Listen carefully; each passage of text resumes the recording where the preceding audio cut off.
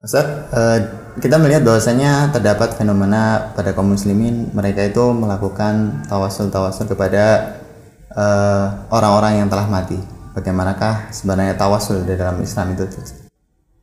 Mungkin dapat dijelaskan. Iya, para ulama telah menjelaskan kepada kita bahwasanya tawasul itu dibagi menjadi 3 hukumnya. Ada yang tawasul yang syar'i, ada tawasul yang bid'ah, dan ada tawasul yang syirik. Adapun tawasul yang syar'i itu dibagi lagi menjadi 3. Yang pertama, tawasul dengan al-asmaul husna, dengan nama-nama Allah yang baik. Allah berfirman, "Walillail asmaul husna fad'u biha." Allah memiliki nama-nama yang baik, maka berdoalah dengan menyebut nama-nama Allah tersebut. Misalnya kita mengatakan, "Ya Rahman, irhamni. Ya Razzaq, urzuqni."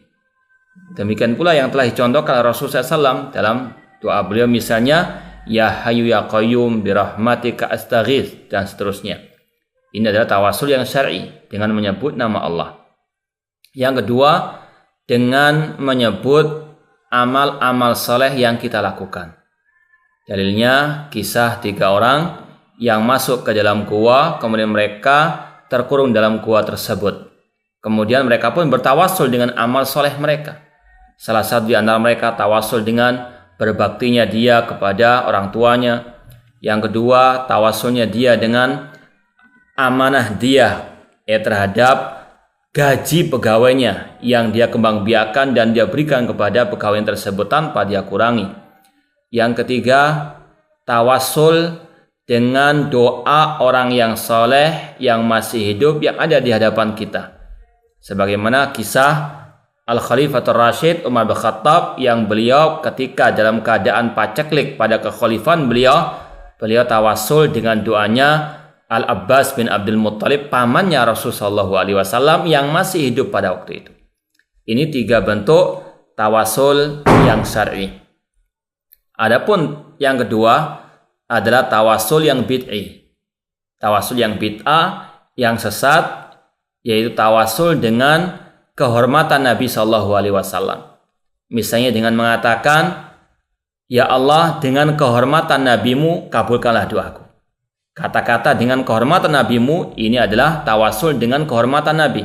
Atau mungkin dengan kehormatan para wali. "Ya Allah, dengan kehormatan Abdul Qadir Jailani, kabulkanlah doaku." Ini termasuk tawasul yang tidak pernah diajarkan Rasulullah SAW, yang bid'ah, yang mana Rasul mengatakan, "Iyyakum wa muhdatsatil umur."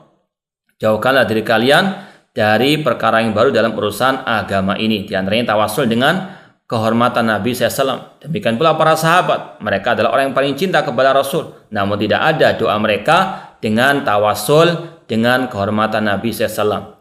Seorang sahabat Rasul yang bernama Hudzaifah bin Yaman berkata, "Kullu ibadatin lam yata'abbadha ashabu Rasulullah SAW fala tata'abbaduha." Setiap ibadah yang tidak pernah dilaksanakan oleh para sahabat, jangan kalian melaksanakannya. Kemudian yang terakhir, tawasul yang syirik, yaitu tawasul kepada Nabi SAW atau kepada para wali. Misalnya dengan mengatakan, "Ya wahai Nabi, wahai Abdul Qadir Jailani, sampaikanlah doaku kepada Allah Subhanahu wa taala." Ini adalah bentuk tawasul doa yang syirik, meskipun niatnya kepada Allah, meskipun niatnya hanya sekedar menjadikan mereka sebagai perantara, namun itu adalah syirik karena Allah yang telah berfirman, "Walladzina takhadhu min duni awliya ma na'budum illa liqarribuna ilallahi zulfa." Dan adapun orang-orang yang menjadikan sekutu-sekutu bagi Allah, mereka mengatakan, "Kami tidak menyembah para wali-wali itu, namun mereka hanya sekedar perantara untuk mendekatkan kami kepada Allah dengan sedekat-dekatnya." Namun Allah menvonis itu adalah bentuk kesyirikan, menyekutukan Allah Subhanahu wa taala. Bukankah demikian ya Ustaz? Ustaz Askar bisa menambah. Cukup insyaallah apa yang disampaikan oleh Ustaz Nurul.